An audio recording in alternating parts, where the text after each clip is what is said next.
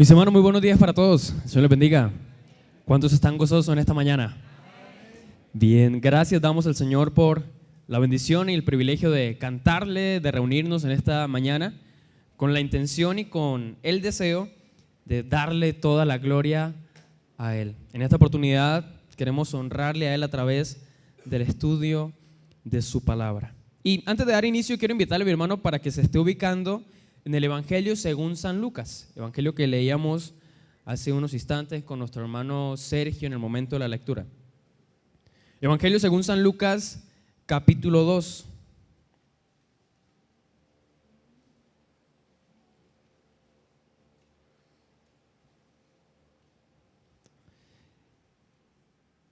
Y quiero que una vez ubicados allí, leamos a una sola voz el versículo número 20. San Lucas capítulo 2, versículo 20. Lea conmigo este pasaje, por favor. Dice de la siguiente manera: y volvieron los pastores glorificando y alabando a Dios por todas las cosas que habían oído y visto, como se les había dicho. Amén. Mis hermanos, quiero invitarles a ponerse en pie para orar al Señor, encomendar este tiempo en sus manos para rogar su dirección. Padre, te alabamos en esta mañana, Señor, y estamos profundamente agradecidos, Señor, porque todas las bendiciones que tenemos, Señor, provienen de ti, Padre. Gracias porque nos concedes hoy el don de la vida, Padre, porque nos permites estar bien y poder llegar hasta este lugar, Señor, dedicado a ti, Señor. Gracias por mi hermano, por mi hermana que se encuentra aquí presente, Señor, porque tú le has traído con un propósito especial, Señor, con una intención tuya, Padre.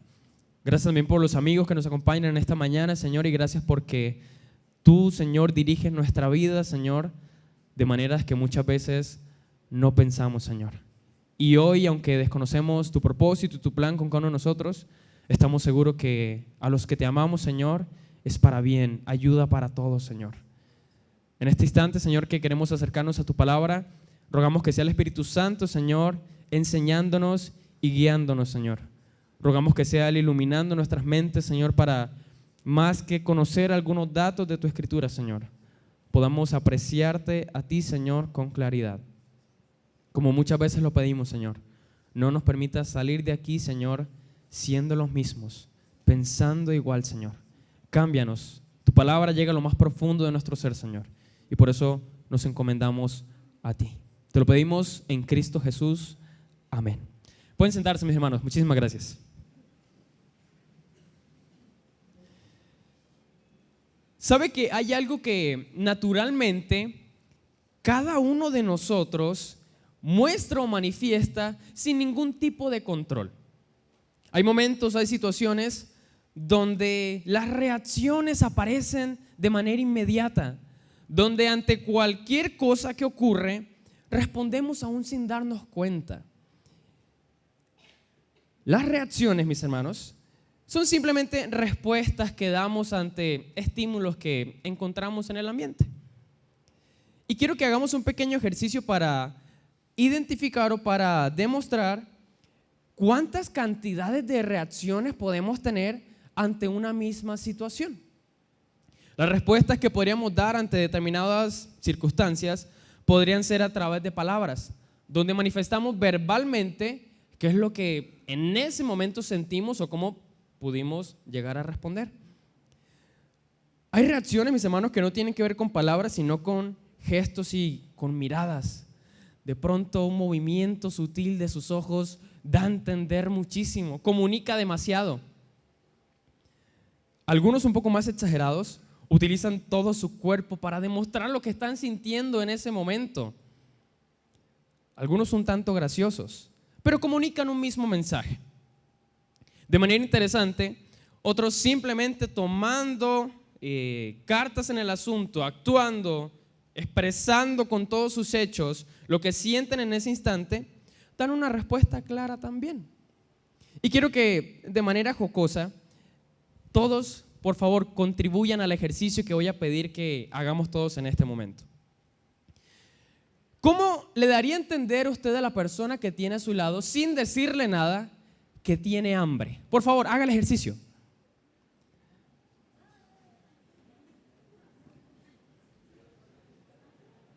Bien, muy bien, hay varios gestos. Ahora con palabras, ¿cómo le diría lo mismo? ¿Sabe qué dirían las mujeres probablemente? En ese local venden un pollo tan rico. Por favor, es parte de la dinámica. Imagínense que estamos claramente en un momento muy serio, muy importante, pero imagínense que por allí comienza a rondar un olor poco desagradable. ¿Cómo haría usted? ¿Cómo reaccionaría usted ante este probable olor feo? Sin decir nada. ¿Cómo haría usted? Muy bien. El más exagerado diría, Otros, simplemente algo súper sencillo, algo súper sutil. Pero mis hermanos, las reacciones muchas veces son incontrolables. Las reacciones muchas veces hablan de lo que hay realmente en nuestro corazón. Cuando pasamos por un momento de alegría y nos enteramos que alguien también pasa por un momento de alegría, la sonrisa en nuestro rostro se nota, también el deseo de abrazar a esa persona, de felicitarla, de sacudirla de muchas veces la alegría que tenemos. Muchas veces también la ira se expresa como una respuesta ante los momentos que no nos agradan, que nos disgustan. Simplemente podríamos decir que reaccionamos tal cual a las cosas que nos ocurren dependiendo lo que haya en nuestro interior, dependiendo nuestras convicciones, dependiendo lo que cada uno de nosotros está experimentando. Mis hermanos, la palabra del Señor es una invitación a cada uno de nosotros, a cada hombre, a cada persona. Y es que ante el estímulo de la predicación de la palabra y el evangelio, lo que el Señor desea es que cada hombre responda positivamente, de manera adecuada. Responda en aceptación. Hoy me propongo compartir con ustedes 2 momentos donde ante la misma exposición de la palabra del Señor y del anuncio de la encarnación de Cristo Jesús, de Dios mismo, veamos 2 respuestas. Las únicas 2 respuestas posibles que hay. Las únicas 2 respuestas que pueden coincidir en hechos, en palabras, en acciones, en gestos, pero que comunican de manera impresionante los 2 extremos de las posibles respuestas: rechazo o aceptación. No hay término medio, no hay respuesta que se encuentre en la mitad, simplemente es una aceptación o es un rechazo. Y teniendo como base lo que presenta el Evangelio de Lucas, yo quiero rogarles que se ubiquen conmigo en el Evangelio de Mateo para encontrar esta primera reacción, esta primera respuesta ante la exposición de la palabra de la encarnación de Cristo Jesús. En Mateo, el capítulo 2, nos encontramos con una historia muy, muy conocida, retratada en pesebres, retratada en películas, retratada en canciones, expresada y mostrada también en animaciones, en películas, y corresponde a lo que presenta el capítulo 2 de Mateo, titulado aquí en la Reina Valera como la visita de los magos. Y quiero hacer mención de algunos detalles que podemos nosotros encontrar aquí. Sin embargo, voy a ir leyendo los pasajes para que vayamos notando los detalles, dando entonces de esta manera paso al primer punto en esta enseñanza, y es que Herodes rechazó el mensaje sobre Jesús. Bien es sabido algunos datos sobre la vida de Herodes, pero aquí quiero que hagamos mención de algunos de ellos. Herodes rechazó el mensaje sobre Jesús. Sin embargo, hay algunas cosas que él hizo, un proceso en el que finalmente mostró lo que realmente se encontraba en su corazón. Por favor, en los primeros 3 versículos, allí desde su puesto, acompáñenme en la lectura, dicen lo siguiente: cuando Jesús nació en Belén de Judea, en días del rey Herodes, vinieron del oriente a Jerusalén unos magos, diciendo: ¿dónde está el rey de los judíos que ha nacido? Porque su estrella hemos visto en el oriente y venimos a adorarle. Oyendo esto, el rey Herodes se turbó y toda Jerusalén con él. Lo primero que notamos aquí es que Herodes escuchó el mensaje sobre Jesús que traían los magos del oriente, el mensaje que traían sobre el Mesías.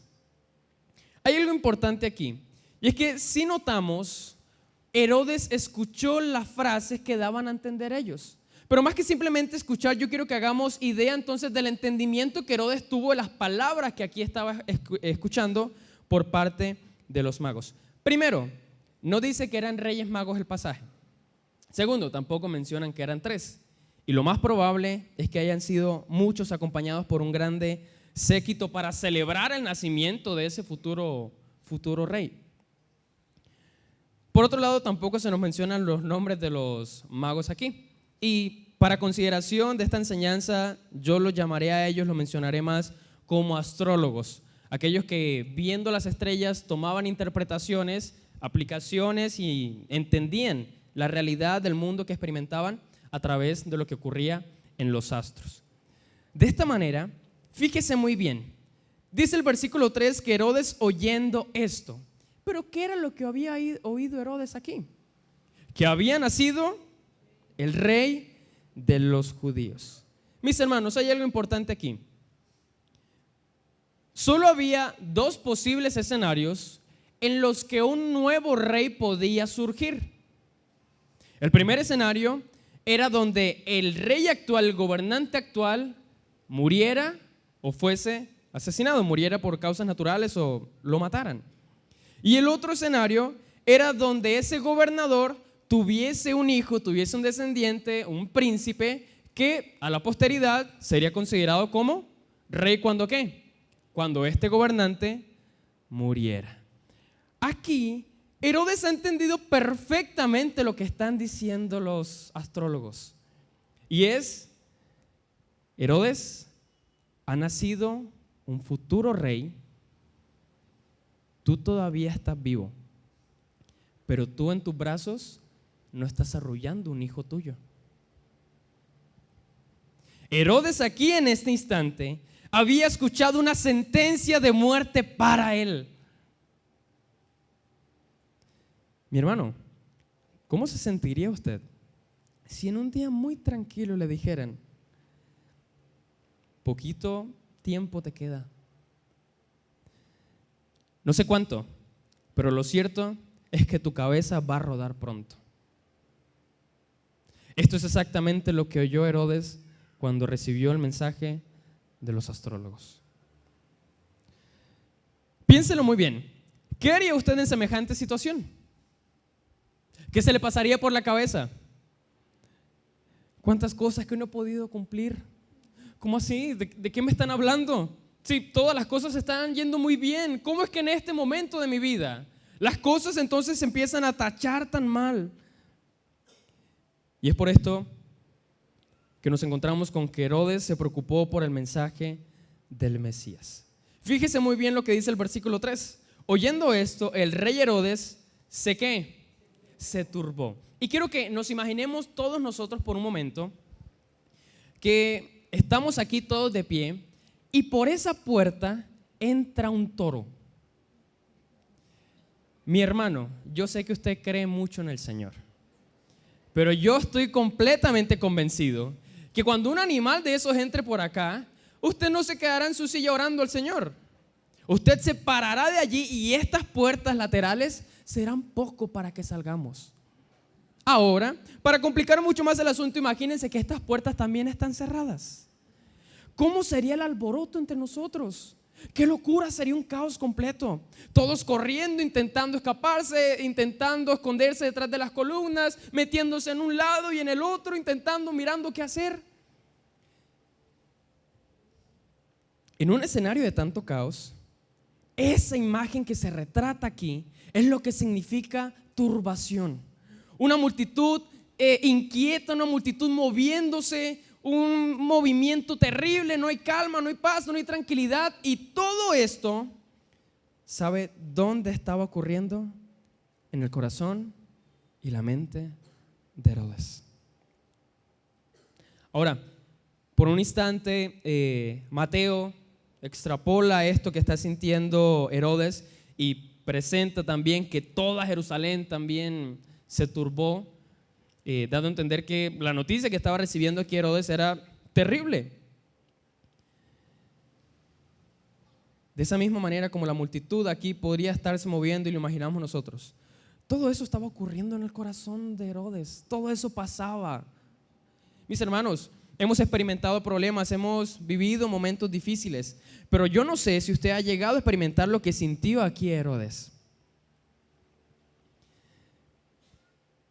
Probablemente pensó, ¿quién de mis súbditos piensa traicionarme? ¿Quién está conspirando contra mí? ¿Puedo confiar en las personas que tengo a mi lado? ¿Puedo confiar en mi familia aquí realmente? ¿Cuántas cosas pasaron por la mente de Herodes? Y no quiero ser abogado aquí del diablo, pero es una situación difícil. Es una situación terrible. Él, mientras escuchaba las buenas noticias de que el Mesías había nacido, su corazón se preocupaba terriblemente. Pero, ¿qué provocaba que él se preocupara? No solamente era la idea de que iba a morir, sino que toda su tranquilidad, toda su estabilidad ahora se ponía en juego. Ya no podría pasarse tranquilo por el palacio. ¿Por qué? Porque sabía que su vida corría peligro. Ya no podría tratar con las personas con las que siempre lo hacía porque entendía perfectamente el peligro que corría. La vida de Herodes aquí había dado un cambio inmediato. Todo ahora estaba en juego. Todo ahora estaba puesto sobre el fuego. Todas las cosas estaban mal en este instante. Muchas veces la vida se nos hace complicada, mis hermanos. Pero ¿sabe por qué? Herodes aquí se consideró a él mismo y no pensó realmente que lo que estaba escuchando era una razón de gozo y de alegría. ¿Sabe por qué muchas personas cuando escuchan el mensaje, el evangelio, se preocupan? Porque en el centro están ellos. Porque literalmente saben que aceptar a Cristo Jesús es morir a mí mismo. Porque recibir el mensaje, la predicación del evangelio es entender que mis caprichos, que mis deseos, que la vida que tenía organizada ahora debe organizarse según lo que pide Dios. Me atrevo a decir que hasta este punto podríamos decir que hay muchos Herodes caminando entre nosotros y que nosotros compartimos características en un pasado con él también. Ahora, consideremos lo siguiente. ¿Ha usted entendido el mensaje que acaba de recibir Herodes? Ahora comprende la situación emocional que está experimentando, pero mire él con sangre fría lo que comienza a realizar en los siguientes versículos. Dice en los versículos de 4 al 8 lo siguiente: él no se echó a llorar, él no se encerró en su cuarto, él no se quedó sin hacer absolutamente, sino que inmediatamente, dice el versículo 4, y convocados todos los principales sacerdotes y escribas del pueblo, les preguntó dónde había de nacer el Cristo. Ellos le dijeron: en Belén de Judea, porque así está escrito por el profeta. Y tú, Belén, de la tierra de Judá, no eres la más pequeña entre los príncipes de Judá, porque de ti saldrá un guiador que apacentará a mi pueblo Israel. Entonces Herodes, llamando en secreto a los magos, indagó a ellos diligentemente el tiempo de la aparición de la estrella. Y enviándolos a Belén, dijo: id allá y averiguad con diligencia acerca del niño. Y cuando le halléis, hacédmelo saber, para que yo también vaya y le adore. Esta idea de vaya y le adore, entendemos perfectamente que no era precisamente lo que él decía aquí. Sin embargo, quiero destacar algo de Herodes aquí en este punto, y es que Herodes investigó sobre el Mesías. Mire todo lo que él comienza a hacer. Inicialmente, probablemente como no conocía él del tema, llama a los que sí saben. Y llamar a los que sí saben involucra entonces un ejercicio de su poder y de su autoridad. Involucra también usar sus bienes económicos. Involucra probablemente dejar su agenda a un lado para ahora concentrarse en esto. Mire qué interesante que ante la posibilidad de muerte y de pérdida, Herodes comienza a mover todas las fichas que puede mover para encontrar la respuesta que requiere. Mis hermanos, Herodes claramente estaba equivocado. Sus intenciones no eran las más adecuadas. Pero no sé cuándo nosotros hemos buscado del Señor con la misma intensidad y con la misma pasión. Muchas veces señalábamos a Herodes y hablamos de los personajes antagonistas en las Escrituras, pero mire, había cosas que podríamos notar de ellos también. Cuando él busca a las personas especiales, a la élite que conocía en ese momento de las Escrituras para que le den respuestas, y es súper específico. Mire qué interesante que los que sabían también de la profecía no reaccionaron, no hicieron nada. ¿Cómo es que ellos, conociendo de la venida del Mesías, dónde iban a ser, ya habían recibido un anuncio entonces, y Miqueas lo había mencionado anteriormente también? ¿Cómo es que aquí no hicieron nada? ¿Cómo es que alguien que no tiene nada que ver sí está buscando y los que tenían todo que ver no están haciendo nada? Suena un poco parecido a nosotros. Para Herodes no fue suficiente. Él tenía que tomar cartas en el asunto directamente él. Y cuando recibe respuesta, mire lo que dice el versículo 7. Entonces Herodes, llamando en secreto a los magos, ¿quién llamó en secreto? ¿Quién llamó? Herodes. Y mire quién hace la siguiente acción. Indagó. ¿Quién indagó? Es decir, para él no fue suficiente que los demás le dijeran. Él mismo quería averiguar, él mismo quería saber. Claro, su vida corría peligro. Indagó de ellos diligentemente el tiempo de la aparición de la estrella. La expresión aquí que nosotros encontramos como diligentemente, literalmente significa determinó cuidadosamente y con exactitud. Él no quería dejar espacio para los errores, no quería dejar oportunidad para que algo se le pasara. Él entendía perfectamente lo delicado que era este tema. Y enviándolos a Belén, dijo: id allá y averiguad con diligencia, con exactitud, acerca del niño. Cuando le halléis, hacedmelo saber para que yo también vaya y le adore. Mis hermanos, ¿cómo es posible que Herodes, luego de escuchar el mensaje, luego de preocuparse por lo que acaba de escuchar, luego de investigar con diligencia, cómo es posible que Herodes resulte haciendo lo que encontramos versículos más adelante? Versículo 16, por favor. Herodes, cuando se vio burlado por los magos, se enojó mucho y mandó matar a todos los niños menores de 2 años que había en Belén y en todos sus alrededores, conforme al tiempo que había inquirido de los magos. ¿Qué ocurre aquí? Los astrólogos se van, comienzan a buscar, se encuentran con Jesús y Dios les indica a ellos que no regresen por la ruta directa donde habían entrado. Si eran 3 personas, ¿podrían pasar desapercibidas ante todo un pueblo? Claro que sí. Lo más probable es que aquí no fuesen 3 astrólogos, sino que fuesen muchos más y estuvieran acompañados por una gran cantidad de personas que tuvieran la intención de rendirle tributo a él, a Jesús. Por esa razón no podían pasar por en medio del pueblo, porque cuando pasaran por en medio del pueblo semejante cantidad de personas, Herodes, que iba a identificar, lo encontraron. Atrapen a estos, porque encontraron a quien yo estoy buscando. Por eso tuvieron que ir por otro lado. Quiero compartir un dato con ustedes sobre Herodes, donde se dice lo siguiente. Un eventual rival suyo, joven pero popular, un sumo sacerdote, tuvo un accidente por ahogamiento mientras nadaba en una piscina de poca profundidad, un rival de Herodes. En otra oportunidad, enfurecido con su esposa favorita, y destaco aquí favorita, la hizo estrangular. Engañado, hizo ejecutar a 2 hijos inocentes y en su propio lecho de muerte hizo ejecutar a otro hijo, quien en realidad era culpable. Se dice de Herodes, hay una frase que no puedo comprobar si es verídica y por eso hago la anotación, donde se decía en ese momento: mejor ser uno de los cerdos de Herodes que ser uno de sus hijos. Josefo señala que Herodes había ordenado que se ejecutara a ciertos nobles cuando él muriera, para asegurarse de que en todo su reinado hubiera luto. Sin embargo, cuando él murió, muchas personas fueron liberadas y en vez de luto hubo celebración en toda la nación.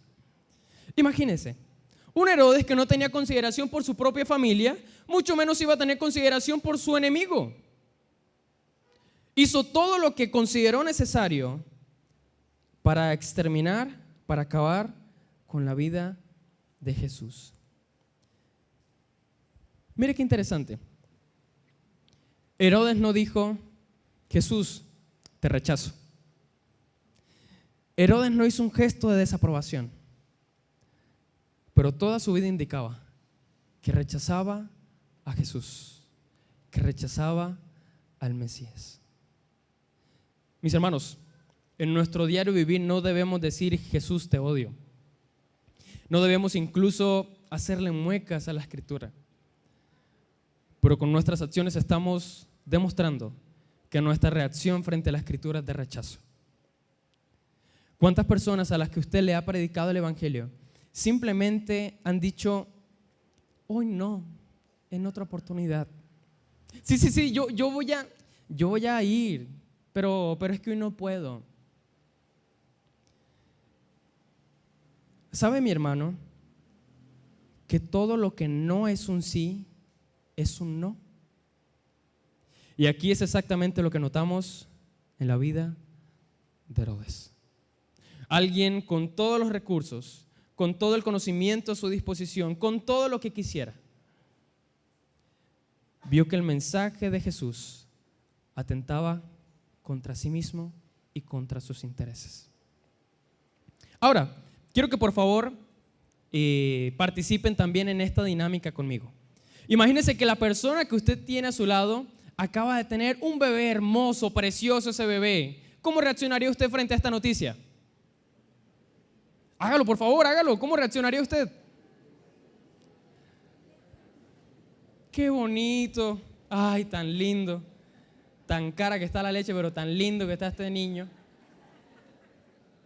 Por favor, imagínense que la persona que usted tiene a su lado se acaba de ganar un viaje alrededor de todo el mundo completamente gratis y puede llevar un acompañante.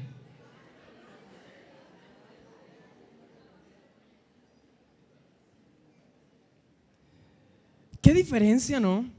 A cuando hay cosas que nos desagradan, a cuando hay cosas que nos alegran, que realmente nos motivan, que realmente incluso cambian nuestro semblante. Mire, en segundo lugar, y como último punto de esta enseñanza, quiero que veamos a un grupo de personas que sí aceptaron el mensaje sobre Jesús. En este punto quiero hablar entonces cómo los pastores aceptaron el mensaje sobre Jesús. Acompáñeme al Evangelio según San Lucas, el capítulo 2, por favor.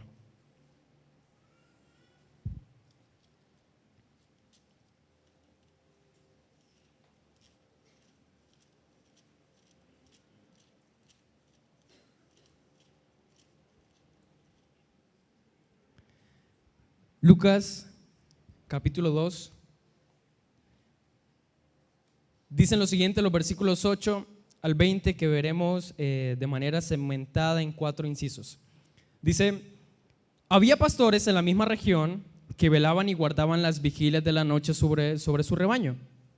Y he aquí, se les presentó un ángel del Señor, y la gloria del Señor los rodeó de resplandor y tuvieron gran temor.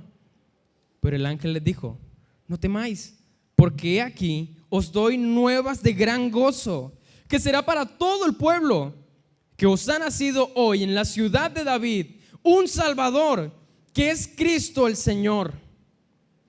Esto servirá por señal: hallaréis al niño envuelto en pañales, acostado en un pesebre. Y repentinamente apareció con el ángel una multitud de las huestes celestiales, que alababan a Dios y decían: gloria a Dios en las alturas, y en la tierra paz, buena voluntad para con los hombres. A grandes rasgos, podríamos decir que el mensaje que recibió Herodes y el que recibieron los pastores aquí tiene grandes diferencias. Es cierto, tiene grandes diferencias. Pero en el centro, en el núcleo, el mensaje es el mismo. Ha nacido el rey de los judíos. Ha nacido el Mesías. Ha nacido el que había sido profetizado. En estos versículos podemos notar que los pastores escucharon el mensaje de los ángeles también. Hay tres cosas que quiero destacar aquí sobre lo que ellos escucharon sobre Jesús. El versículo 11 menciona lo siguiente: que os ha nacido un Salvador. Y Salvador significa libertador. Alguien que de una situación difícil te toma, te arrebata de allí y te pone en una situación mejor. Consideremos en qué mala situación se podrían encontrar los pastores en comparación a Herodes. Herodes tenía todo. Los pastores probablemente cuidaban ovejas que no eran de ellos. Estaban aquí tarde en la noche, en la madrugada, trabajando. Ay, mis hermanos, qué difícil es trabajar en la madrugada. Y los celadores que jocosamente se les dice, se la duermen, entienden perfectamente lo difícil que es trabajar de madrugada. Ellos estaban cuidando ovejas. Qué difícil. Económicamente habría grandes diferencias entre Herodes y estos pastores. En intelecto y en educación probablemente también. Ambos escucharon. Pero los pastores recibieron un poco más. Vieron y escucharon que nacería el Cristo, el ungido, el profetizado desde tiempos atrás. Se le menciona que también nacería el Cristo, el soberano, el Señor. El Señor aquí que se menciona es el soberano, el que se encuentra por encima de todo. Herodes pensó que era quien se encontraba por encima de todo. Pero los pastores identificaron que quien había nacido era incluso superior a Herodes y a ellos mismos. Ante semejante noticia, ¿qué cree usted que deberían hacer los pastores? ¿Qué haría usted con su rebaño? Tiene las ovejas allí. Probablemente no son suyas. Si se pierde una, usted tiene que pagarla. ¿Sabe qué hicieron ellos? Versículos 15 en adelante dicen: sucedió que cuando los ángeles se fueron de ellos al cielo, los pastores se dijeron unos a otros: dejemos así ya, no, qué día tan agotador. Definitivamente vamos a pensar en lo que aquí acaba de ocurrir. Dijeron: pasemos pues hasta Belén y veamos esto que ha sucedido y que el Señor nos ha manifestado. Vinieron pues, ¿cómo? Apresuradamente, ya mismo, y hallaron a María y José y al niño acostado en el pesebre. Pregunto, ¿los ángeles le dijeron en cuál pesebre estaba, en cuál establo estaba Jesús? Imagínese un pueblo grande. ¿Qué toca empezar a hacer? Buscar establo por establo en la madrugada para dar con el cumplimiento de esta profecía. Dejar a sus rebaños y empezar a buscar establo por establo. Miren la diferencia. Así como Herodes buscó respuesta con diligencia, ellos también fueron a comprobar el mensaje que se les había dado, con una gran diferencia. Versículo 17. Y al verlo, dieron a conocer lo que se les había dicho acerca del niño. Ellos pudieron ver a Jesús. Ellos comprobaron que el mensaje de los ángeles era cierto, era real. Lo que los astrólogos le dijeron a Herodes también era cierto. Sin embargo, Herodes no pudo ver a Jesús. Me llama mucho la atención que la respuesta de estos pastores, cuando comprueban de todas las maneras posibles que Jesús realmente había nacido, dieron a conocer lo que se les había dicho acerca del niño. Les pregunto, mis hermanos, ¿cómo llamamos nosotros ese ejercicio, esa actividad de salir a hablar de Jesús? ¿Cómo la llamamos? Evangelizar, ¿verdad? ¿Qué conocían ellos sobre Jesús? Muy poco, a comparación a la que nosotros sí conocemos. Pero fueron, salieron, lo hicieron. Mis hermanos, ellos no recibieron un doctorado en teología. Lo que el Señor les había dicho, salieron a anunciarlo. Versículo 29 al 20 dicen: pero María guardaba todas estas cosas, meditándolas en su corazón. Y volvieron los pastores, glorificando y alabando a Dios por todas las cosas que habían oído y visto, cómo se les había dicho. Pregunto, ¿los pastores aquí levantaron su mano y dijeron, Jesús, te acepto en mi vida y en mi corazón? ¿Ellos asintieron la cabeza ante Jesús? ¿Qué hicieron ellos? Por cómo actuaran podemos decir que rechazaron o que aceptaron el mensaje. Lo aceptaron. Claramente lo hicieron. Si lo que estamos tratando acá es aceptar el mensaje de la encarnación de Jesús, mi hermano, quiero citar unas palabras que se encuentran en la carta del apóstol Pablo a la iglesia en Filipos.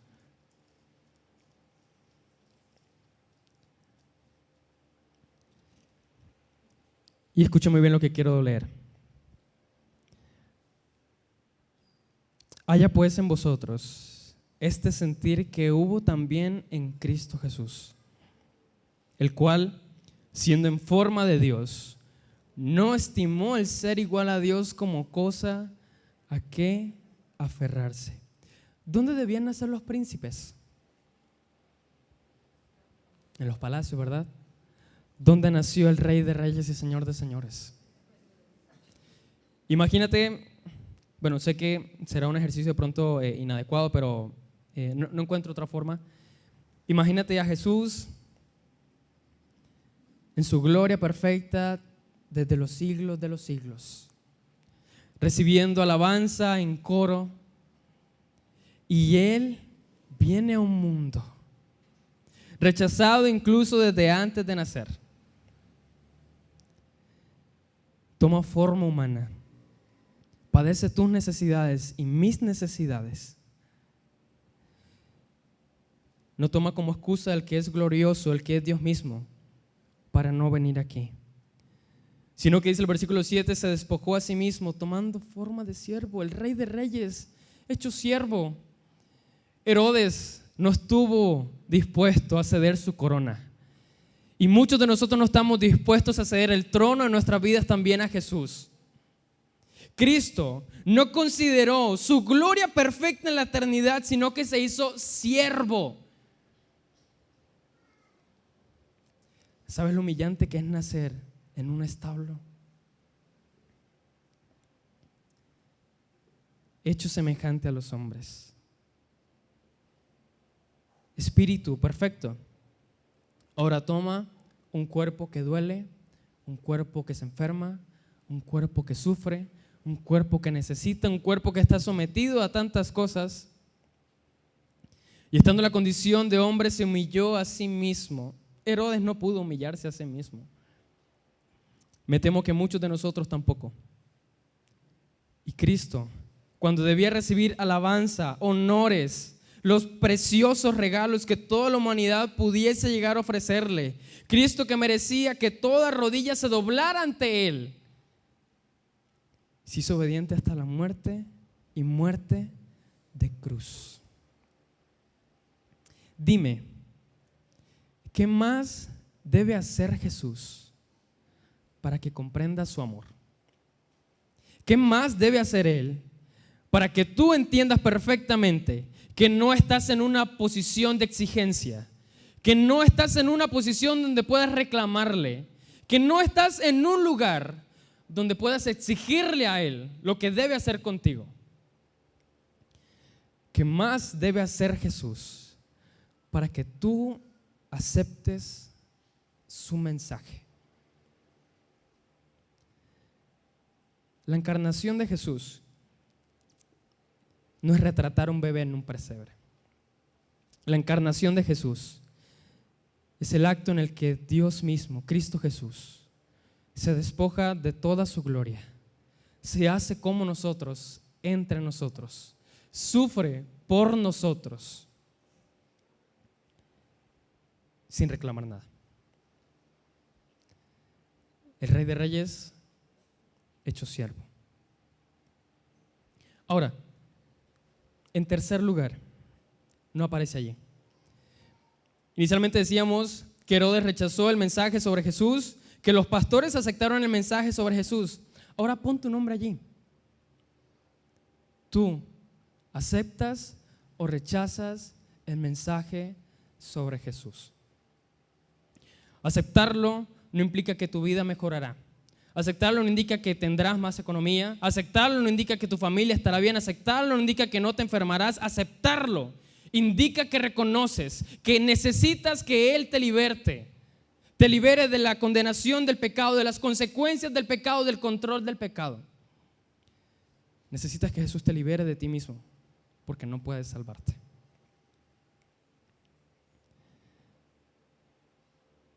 El retrato de Jesús naciendo es el retrato más tierno del amor de Dios por nosotros. ¿Qué harás?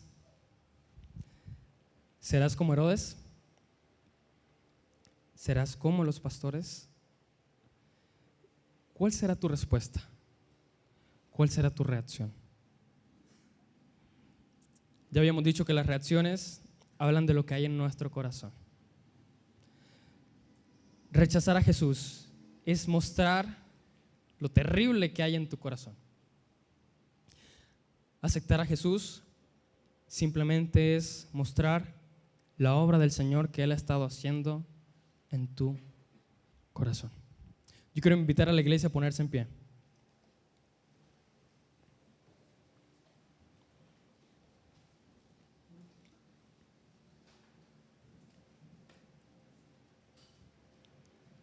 Y quiero invitarles a que cierren sus ojos, oren conmigo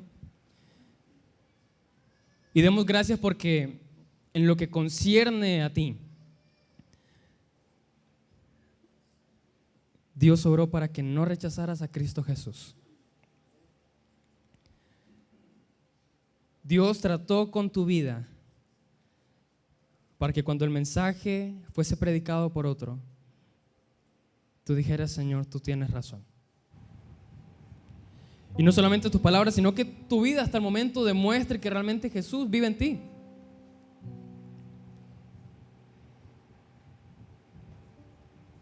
Que su sacrificio no fue en vano.